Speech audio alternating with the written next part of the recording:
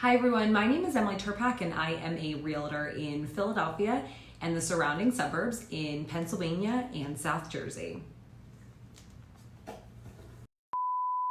In this video, I'm going to talk about how housing prices work in Philly. Essentially explain what makes a property more expensive or less expensive in the city and why. So keep watching to find out more and to get a better understanding. The first topic is location. For the most part, the closer you are to Center City, the more expensive the property will be. For instance, if you're looking in South Philly, a house that is 5 blocks further north is going to be more expensive than the same house that is 5 blocks further south. And if you're in North Philly, say Fishtown, the further south you are, the more your home is worth. The only exception to this is Mount Airy, Chestnut Hill, and Roxborough Mannion. These areas are far enough away from Center City that the proximity to it isn't as crucial and doesn't impact the purchase price as much. Continuing on the topic of location is how close the property is to restaurants and shops. Take Passyunk Ave as an example. This street runs diagonally through Passyunk Square and is home to a majority of the restaurants and stores in the neighborhood. So a property that is 1 block off Passyunk Ave is certainly going to be more costly than a house that is, say, 4 or 5 blocks away. The idea behind this is that most people who enjoy the city like the fact that it's walkable. So anytime you can reduce the amount of time it takes someone to walk to their favorite coffee shop or local bar, the better. Plus, some people don't have a car in the city. Therefore, being able to live without a car, aka walking distance to your daily essentials, is going to come at a premium. Now let's talk about the physical property itself. In Philly, if you're not buying a condo, then you're either purchasing a row home, a twin where you share a party wall with your neighbor, or a true single family home. When it comes to pricing between these 3 options, the rule of thumb is the further you are away from your neighbors, the more expensive it'll be. So if you're looking at a single family home, a twin, and a row home that are all the same, square footage and updated about the same, and they're in the same location, the single family home is going to be the most expensive, then the twin home, and then the row home. And it really comes down to privacy, which is coveted when you live in a city.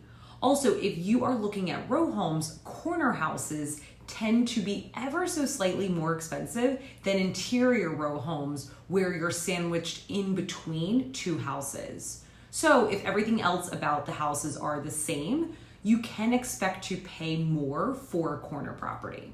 Now let's continue to talk about the physical property itself and how updated it is. In Philly, you'll see homes that have been updated over time, like this one, or completely rehabbed like this property. And then there's also brand new construction like you see here.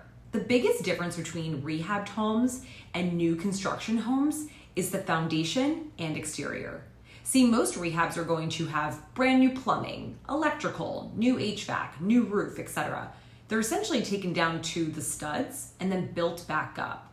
But they will still maintain the home's original foundation and exterior. Sometimes developers will give the exterior a facelift, but it's typically the original foundation at the base of it all. Whereas with new construction, the foundation and all of the exterior walls are brand new. In terms of pricing, houses that have been updated over time from owner to owner will be the most affordable. Homes that have been completely rehabbed will be more expensive, and finally, brand new construction will be the most expensive of the 3. You'll definitely pay a premium for brand new construction. Speaking of new construction and rehabbed homes, let's talk about Philly's tax abatement and how that affects pricing. If you're not familiar, Philly has a 10-year tax abatement program for new construction and completely rehabbed homes.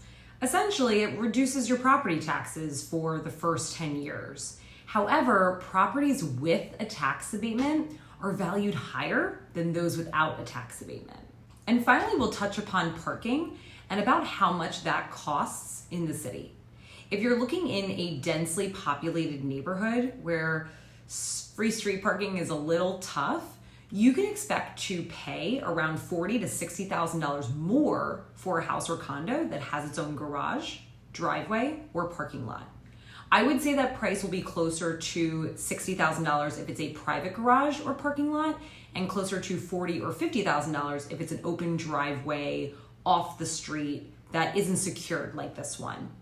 If it helps to think of it like this, an extra $40,000 to $60,000 is going to add about $250 to $325 a month in your mortgage payment, which is about the going rate for a monthly parking spot in Philly if you were to rent it.